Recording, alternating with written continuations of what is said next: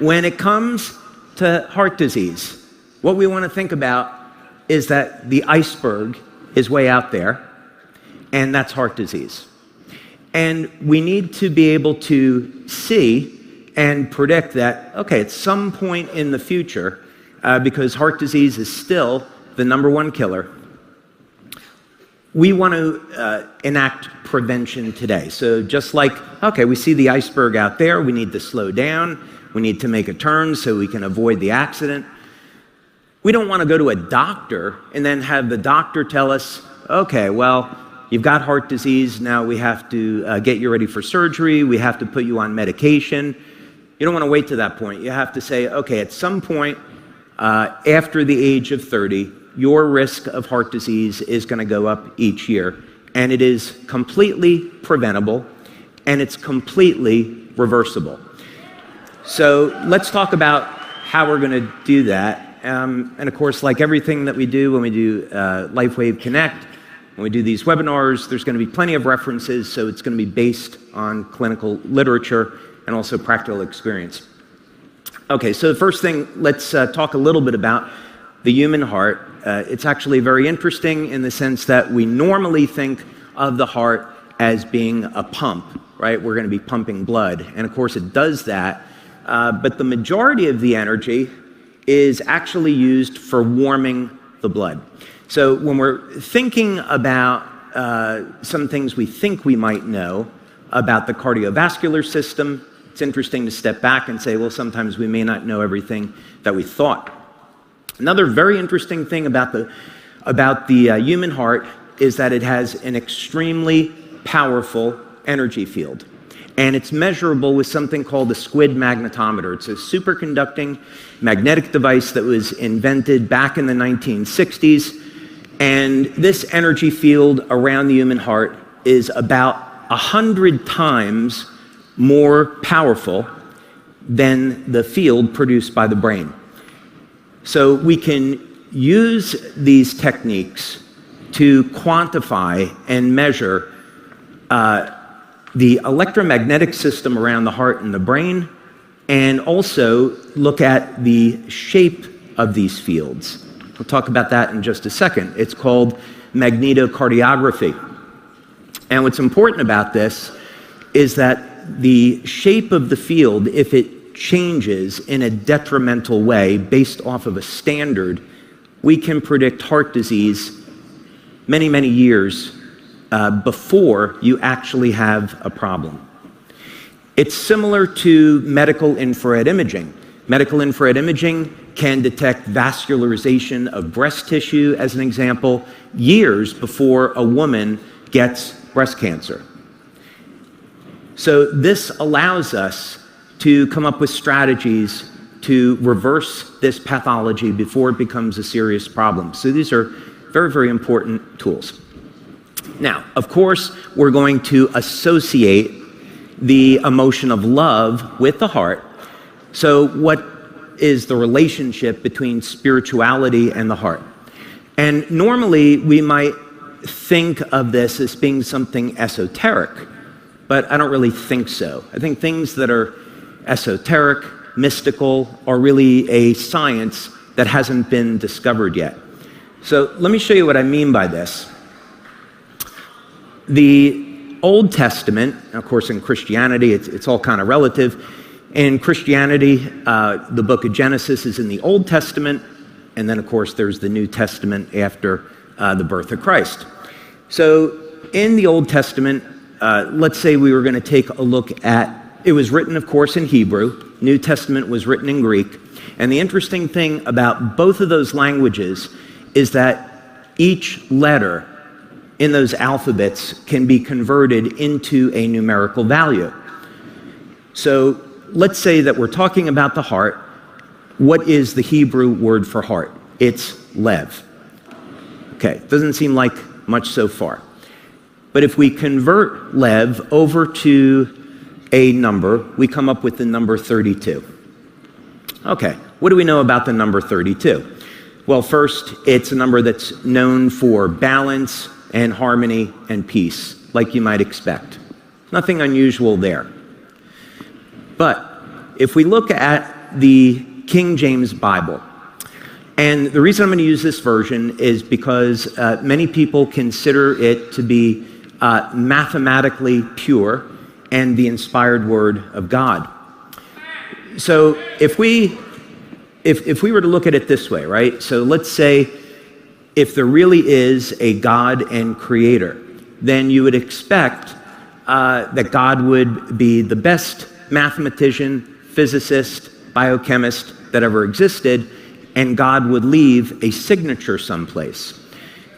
So when we look at the Bible, if it really is the inspired word of God, then there should be a mathematical code there, a fingerprint that God left behind. So what's interesting is that the word heart, in Hebrew of course, appeared 765 times. Now, I like to play around with math and look for patterns. So when you're going to invent something and you want to create something new, you make observations about systems, especially living systems, and then you see, are there any type of patterns that we can follow?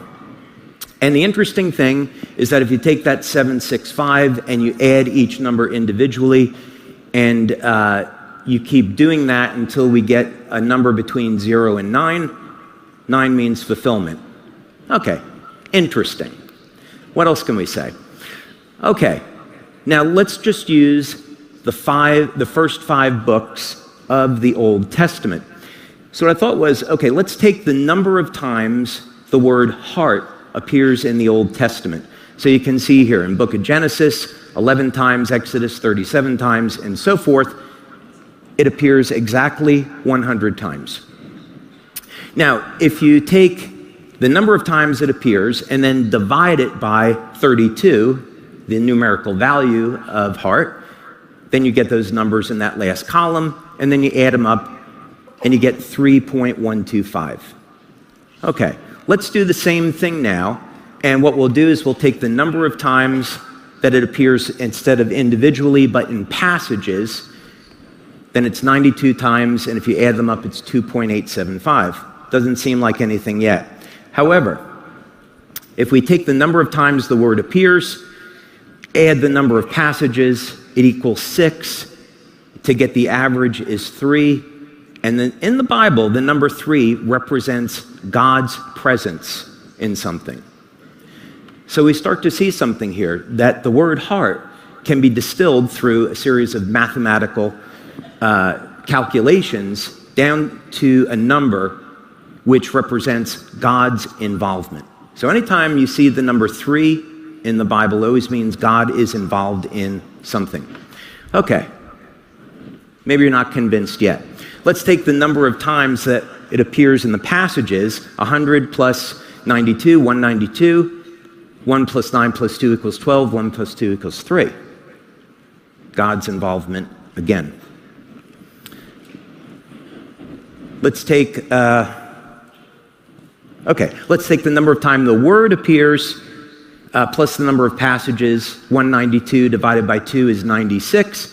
96 equals 32, which is the number for the heart, multiplied by 3, which is God's involvement. There are 426 verses in the Bible with the word 3. 4 plus 2 plus 6 equals 12. 1 plus 2 equals 3. God's involvement. You getting the point? Okay. I'm going to tell you why this matters, is because when you come back next year, you're going to see how we use these formulas and equations to create new technology that reverses human aging. Okay. That's a spoiler. Okay. So what's an example of how we can apply this? Well, actually, I have a patent. There's a whole series of patents on pulsed electromagnetic field therapy. And one of the things that we did was we took an electronic stethoscope and we put it over the 4 chambers of the heart. And then we took that signal and we put it through a signal generator, we put it through an amplifier, and we fed that back through this coil. So this electromagnetic field that was external to the body was beating with the human heart. It's a little bit complicated, so what that means is it's not something you'd really have in your home and you could use it that way. But what we were doing with this was regenerating nerve damage, peripheral nerve damage, and we found it to be very, very effective. So there's actually ways that we can take this math and apply it in the real world to heal. All right, now let's talk about the enemy. Let's talk about heart disease. And of course, what we want to do is understand first what is the problem that we're trying to tackle here. So we know that atherosclerosis is going to be a thickening of the arterial walls, stiffening of the arteries over time, accumulation of plaque, reduced blood flow, and this is something which is not inevitable, but if you're dealing with this problem now, or if you're interested in preventing it, then the question is, what is it that we need to do, and how did you get into that circumstance in the first place? And unfortunately, let's see if this is not working, unfortunately. Or is it? Ah, there we go. With current medical treatments, so you go see your medical doctor. Doctor says, well, you have clogged arteries, essentially, and so you're a candidate for bypass surgery. We have to put you on drugs. Maybe you're going to get put on statins, which have undesirable side effects. And it's unlikely, because I'm not knocking medical doctors. Most don't get the training that they need to look at putting one of their patients on an exercise program, on diet and nutrition, the value of supplements. They just simply most don't get trained in those disciplines. So they're going to recommend what they are taught in medical school, which is going to be surgery and drugs. So this, of course, is what this looks like if you essentially look at a pipe, and then the inner diameter of that pipe gets smaller and smaller over time. There's going to be reduced blood flow, and then ultimately, of course, blood flow is blocked entirely, and this is something we absolutely have to avoid because that could result in a heart attack or stroke. So, of course, there's current treatments for heart disease, as we already talked about, and these things are fine if someone needs surgery. If it's life-threatening, then maybe there's not time to reverse the condition, but the whole idea behind this is we don't want to get to that point in the first place. So, of course, the problem with this approach is that someone goes to see their doctor and it's already too late. The medical doctor is not thinking about necessarily prevention.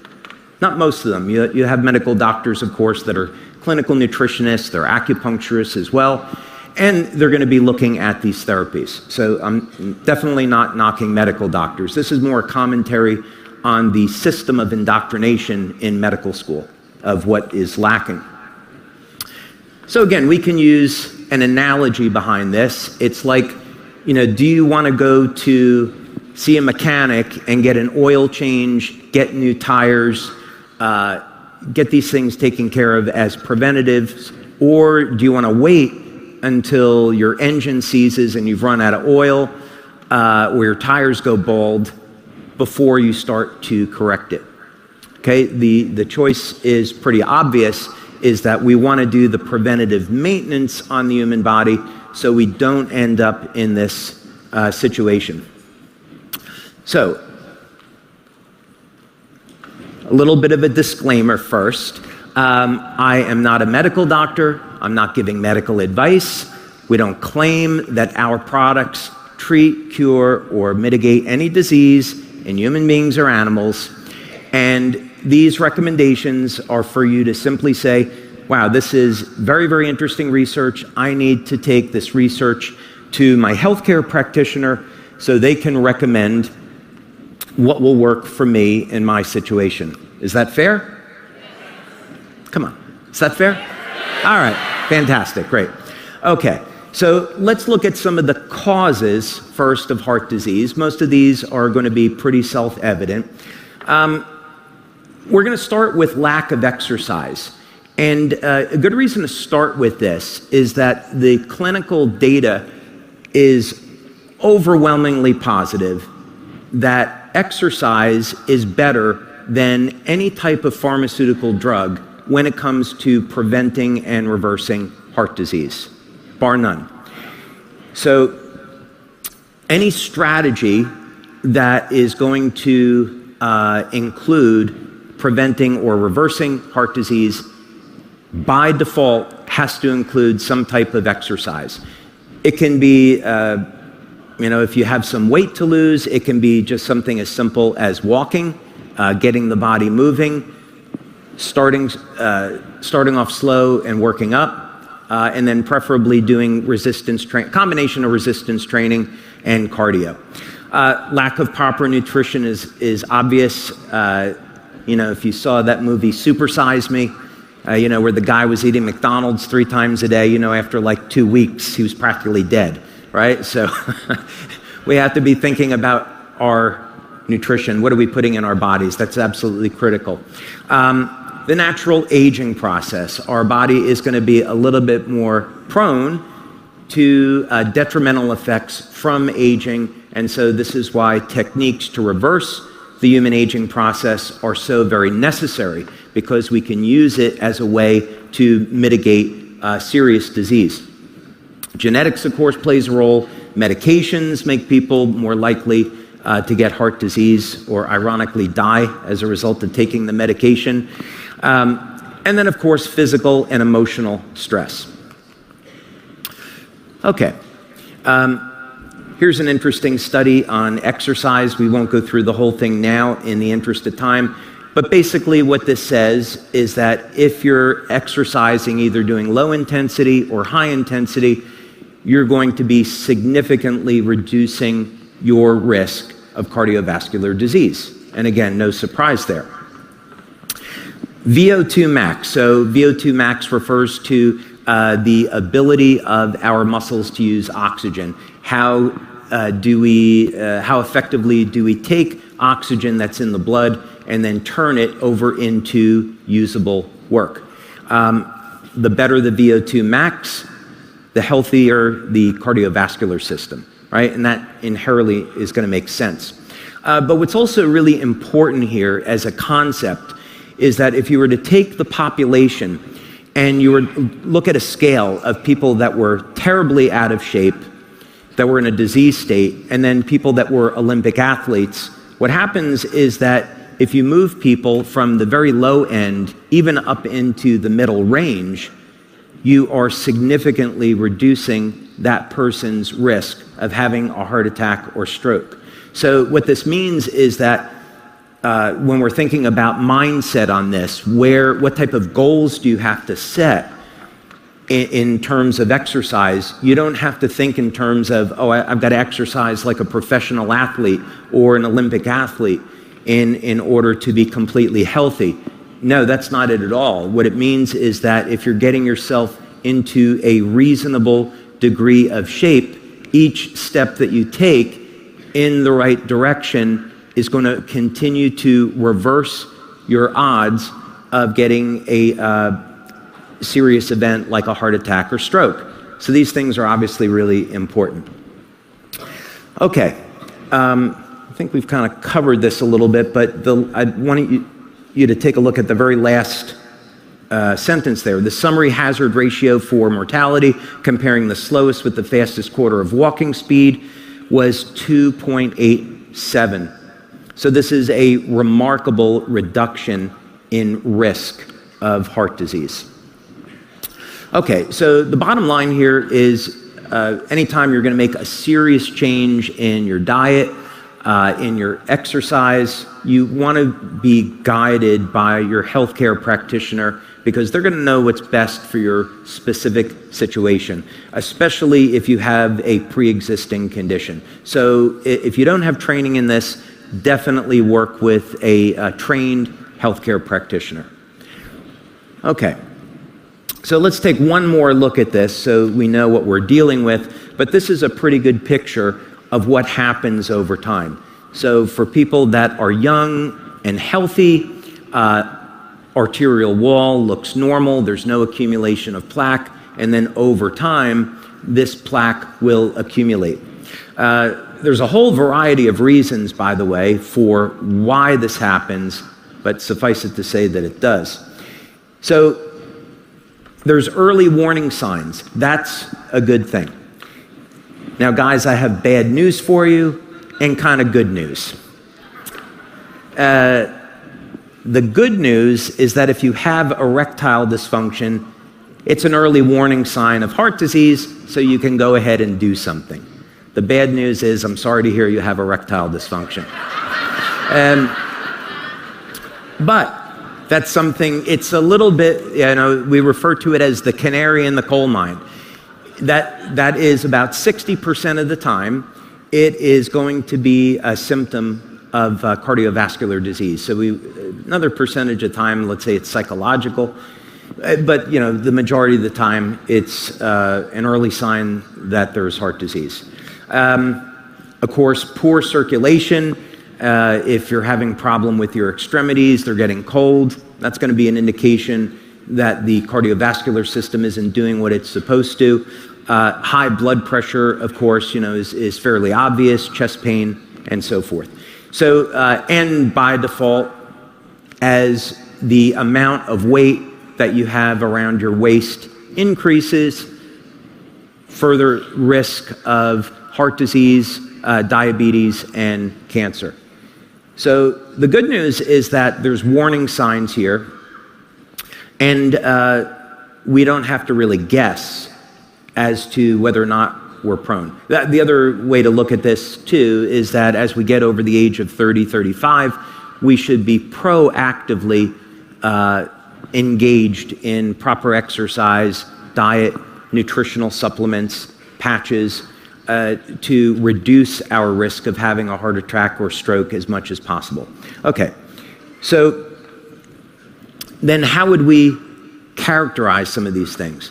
And the reason why this is important is that if we can, like when I'm looking to invent something, I want to create a detailed map of the problem to define the problem. Because if you can't articulate, if you can't define the problem, then how are you going to come up with a solution?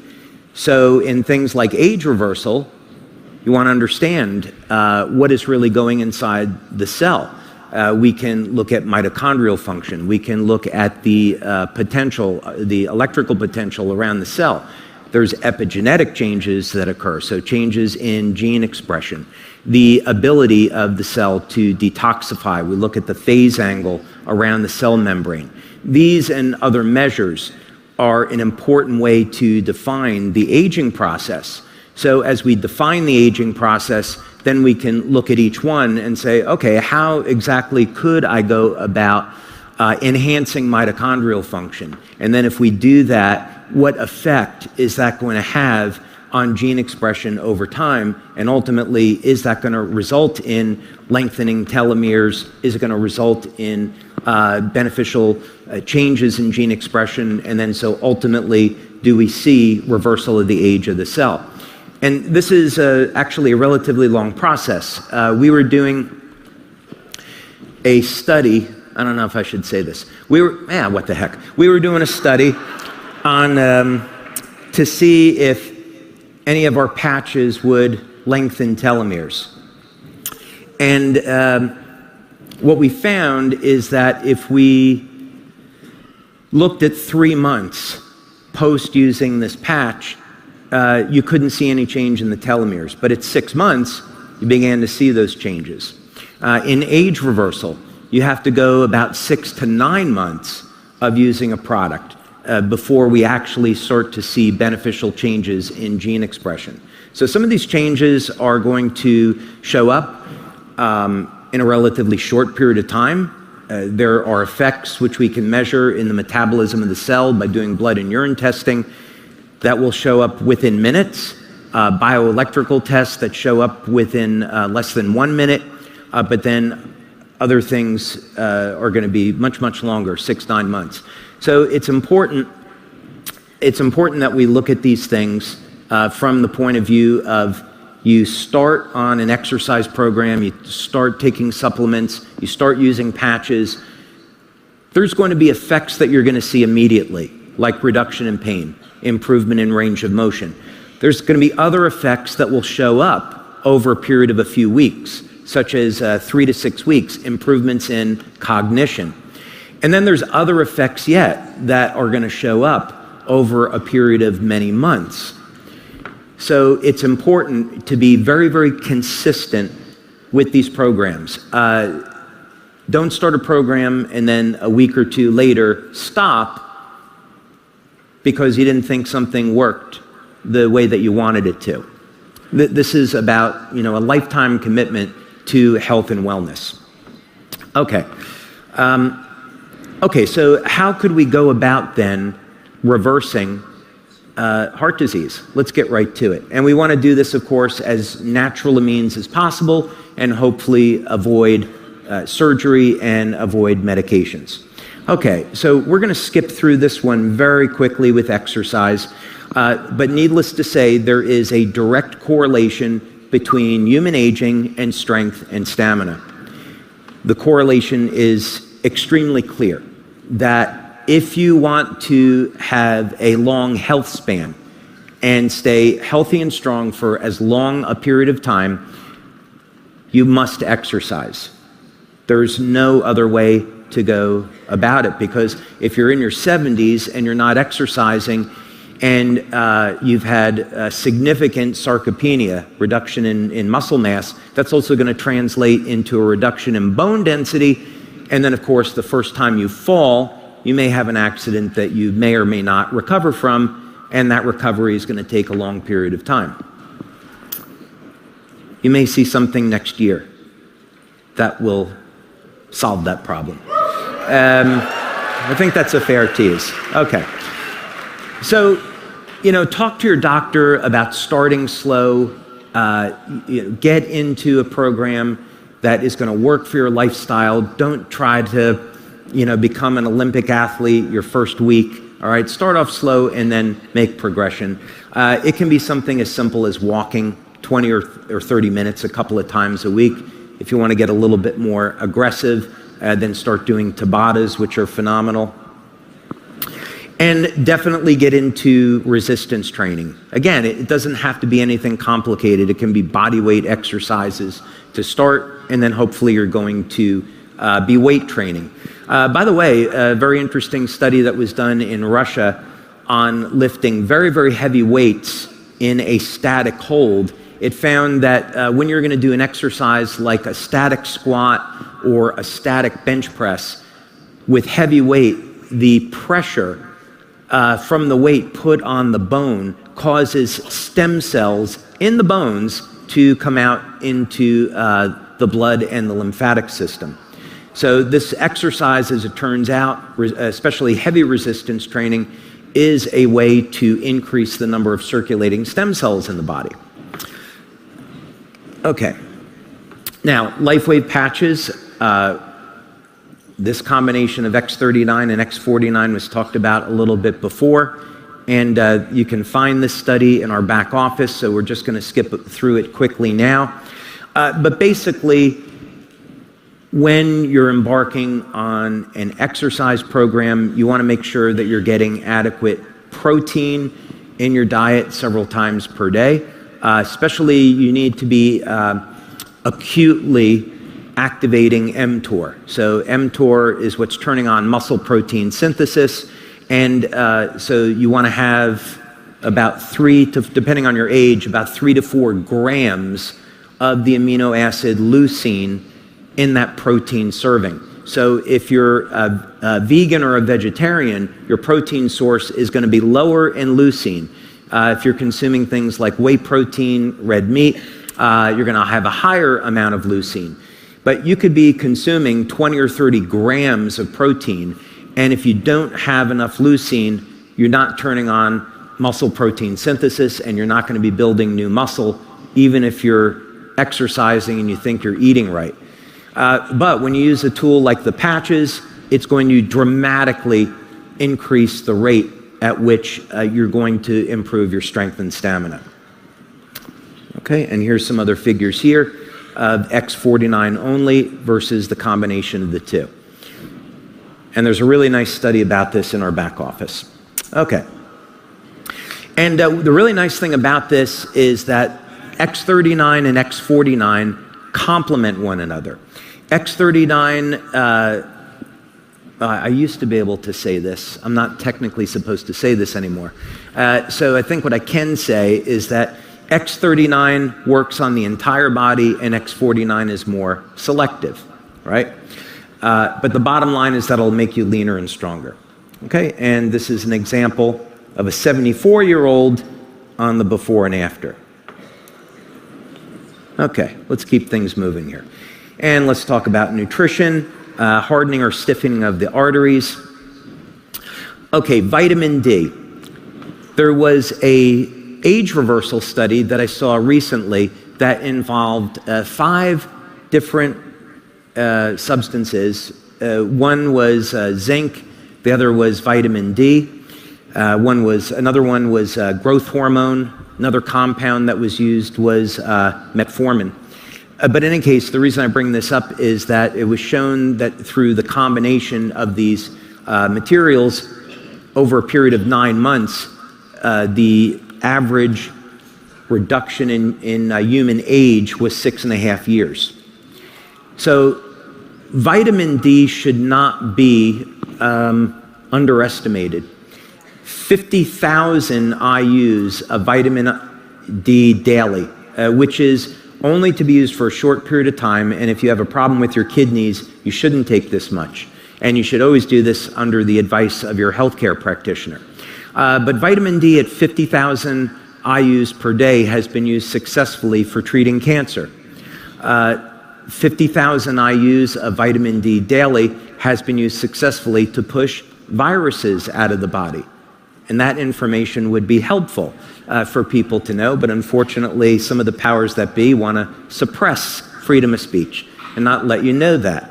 But of course, 3,000, 5,000, 10,000 IUs of vitamin D daily is safe for most people, and unequivocally this is shown to improve the elasticity of the arteries. Okay, what about accumulation of plaque? This is a big one. If you go see your medical doctor and they've had conventional training, one of the things they're going to say is that there's nothing you can do to remove arterial plaque, and that is just absolutely false. Very simple materials have been demonstrated in clinical studies, and there's a whole list of studies there that you can reference, have been successful at removing arterial plaque over a period of time. Generally in these studies, you see that they last about 6 to 9 months. But even simple substances like an extract of garlic, pomegranate extract, the enzyme in pomegranates, has been shown to digest arterial plaque and improve blood flow. Especially pomegranate extract is so interesting because a study that was done, which was posted by Life Extension, had shown that individuals that took a pomegranate extract over a period of 9 months were able to avoid bypass surgery. So these are the type of things that we're interested in. Vitamin K, MK7, and MK4 are other materials that are known to remove arterial plaque. So this notion that we age and there's nothing that we can do to improve the health of our heart is just absolute nonsense. Okay. Oh, one other thing I wanted to bring up was omega-3s. So, of course, often when we think of omega-3s and their value, what we're thinking about is that we take the omega-3 orally and it will prevent plaque from sticking to the arterial walls. Well, here was an interesting study just recently that was showing that injections of omega-3s could prevent heart disease entirely. The author of that study, by the way, insinuated that this could reverse heart disease, but they didn't want to go that far. But there was data in the study to actually show that. All right, how about reduced blood flow? This is an important one because if you're someone sitting here today and you've neglected your body for a long period of time and you already have this problem, what you're going to be thinking about is something like, okay, I have high blood pressure through restricted blood flow as a result of having accumulation of arterial plaque. My doctor has told me if I don't change, I'm going to be a candidate for bypass surgery. So what do I do? Okay, so let's take a look at this. Nitric oxide, okay? There's any number of different ways of elevating nitric oxide. There's a whole host of things.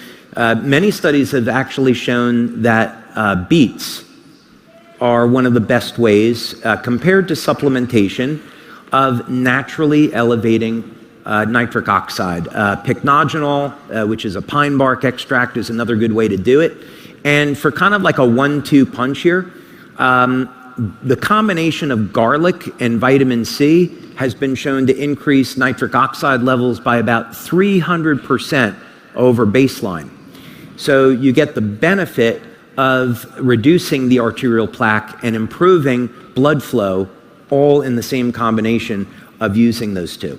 There's another one that's really good, which is black ginger extract. That's something from Thailand. It's relatively uncommon, but you can get it. And that does a great job of improving nitric oxide and blood flow. And these are things that go to work immediately, by the way. They'll also, not surprisingly, many of those things, because they're elevating nitric oxide, people will see almost an immediate reduction in their blood pressure. So this brings up another question. If there is an accumulation of arterial plaque, then there's going to be damage to the endothelial lining. What do we do about that? I wanted to mention this one enzyme specifically, which is nattokinase.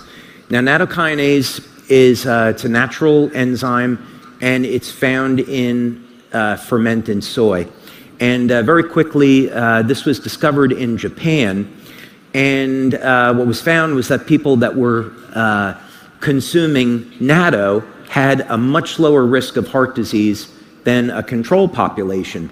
And so it was quickly found that nattokinase was the active compound. Well, sure enough, if you take nattokinase, it will improve blood flow, it will prevent and reverse heart disease. But nattokinase more recently has been shown to digest viruses like those that are related to COVID. Oh, I guess I can't say that. Okay. It rhymes with a virus that rhymes with Schmovid. All right. So that's an important one. So one of the things, as an example, that you could include in your daily regimen, which would be for everyone, no matter how good a shape you're in, is nattokinase. And the reason for that is that it will help to reduce your risk of heart attack, reduce your risk of stroke, improve blood flow, reduce your risk of neuropathy, and eventually we're all going to get COVID again because this is going to be around forever now. But the good thing is that we can adopt strategies that prevent us from showing any symptoms, right? You guys do know that they're putting the mRNA vaccine in food now, right? And in animals and that kind of stuff. Yeah, so we need to be thinking about these things that when they're not telling us they're in food and it's going to get into our bodies, what can we do to destroy the spike protein? So fortunately, God and nature have already provided solutions for us. We just need to go out and use them. Okay. So let's look at inflammatory stress. Another thing that, of course, works very, very well for COVID is NAC, and it actually works so well that here in the United States, the FDA tried to take it off the market, and it's relatively speaking, a natural compound. But not surprisingly, anything that is going to reduce inflammatory stress in the body, which would be antioxidants, coenzyme Q10, NAC, vitamin C, for serious cases of heart disease, 10 grams up to 70 grams IV vitamin C is used. And then something that's very, very successful at treating cancer as well as heart disease is the combination of DMSO and curcumin by IV or taking it orally. Okay, then for high blood pressure, this is, of course, it's a big one and actually has a very, very easy solution. The first thing that I want to mention is the combination of taurine and magnesium. Any of the recommendations that we showed before on elevating nitric oxide are going to work at helping to reduce blood pressure, but the clinical studies on taurine show that it's more effective than pharmaceutical drugs at lowering blood pressure. And it's a common amino acid. The other thing about taurine, this is something that we study in our lab and we devote research to because it appears, based on human data now, that if you want to extend your lifespan and also stay younger in the process, you should be supplementing with taurine. Animal studies and human studies are starting to indicate that it could be a 20 to 25% increase in lifespan using taurine. And I think what we'd say is that the mechanism of action is not entirely well understood. But the short-term benefits of taurine are really enormous. They're going to improve cognition, improve the health of the heart, and for men, they can also play a role in supporting healthy testosterone levels. So there's many good reasons for using taurine, but it will, at doses of, let's say, 2 to 4 grams daily, and I wouldn't take it all at once, it will drop blood pressure very, very rapidly. Magnesium, of course, is another one and should be a staple. Magnesium threonate, magnesium citrate, magnesium glycinate especially. Those are all really great options for managing blood pressure. Okay, now what about the patches? I know you've been waiting for this part. Yeah, so we've had, of course, a number of changes in the way we make claims, but what we're going to talk about are studies that we've done that you can find in the back office. And since 2005, we've been doing clinical studies on our patches using techniques like heart rate variability to look at what are the effects of the patches on the heart. Oh, by the way, I should probably mention my patch protocol today. X39 on the back of the neck, X49 below the belly button. I've got a set of energy patches on kidney 1 on the bottom of my feet.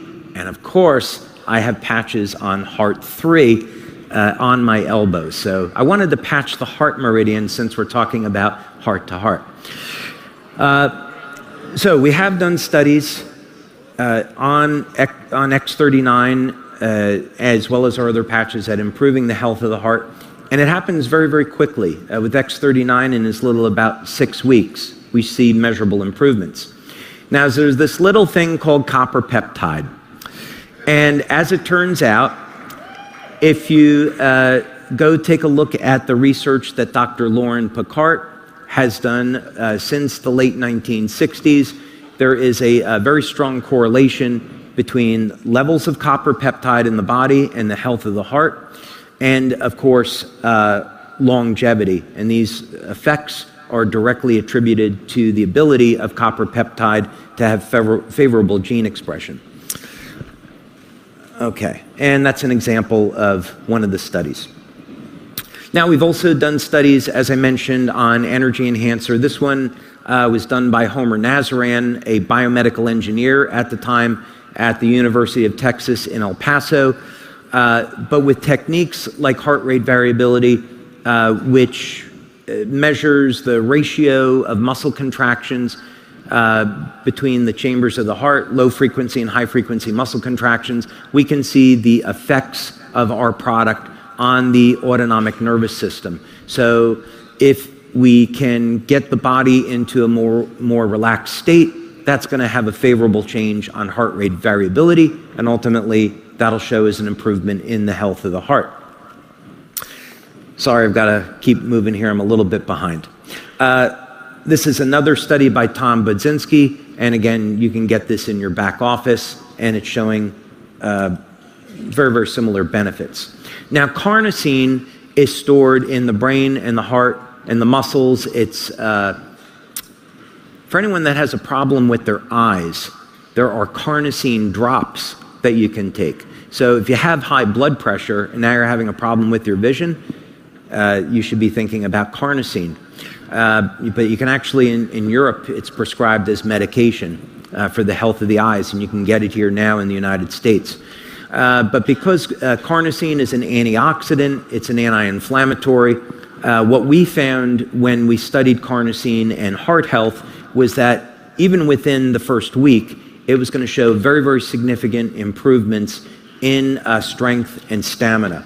So this is important because if you're getting started with a health and fitness routine, this can really jumpstart your results, and this will keep you motivated. You know, if you're going to see results as little as your very first week, the odds of you continuing are pretty high.